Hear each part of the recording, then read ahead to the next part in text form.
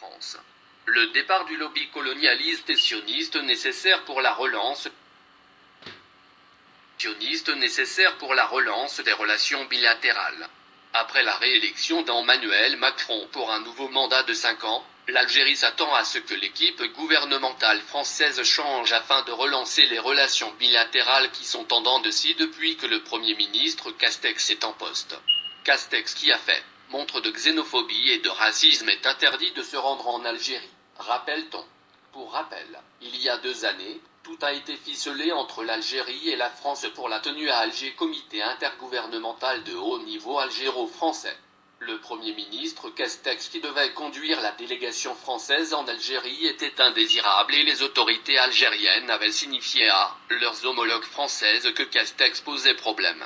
En ce sens, Castex et le ministre français de l'Europe et des Affaires étrangères, Jean-Yves Le Drian, sans oublier le ministre de l'Intérieur Gérald Moussa Darmanin, font partie du lobby qui parasite les relations algéro-françaises. Depuis ces 2 responsables sont au pouvoir, les relations entre les 2 pays se sont détériorées. Autrement dit, leur départ est souhaitable, voire nécessaire pour que les relations entre les 2 pays soient normalisées.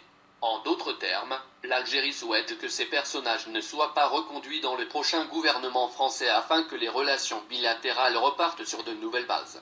Pour rappel, le président de la République, Abdelmadjid Tebboune, a toujours affirmé que Macron est animé de bonnes intentions, alors que son équipe et son entourage qui sont proches des lobbies sionistes s'apparentent à ce grain de sable qui bloque la relance des relations bilatérales.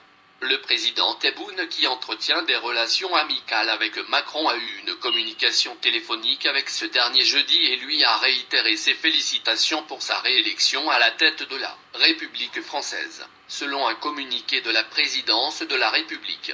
Le message du président Tebboune à Macron demeure clair: si le président français veut réellement relancer les relations privilégiées entre les 2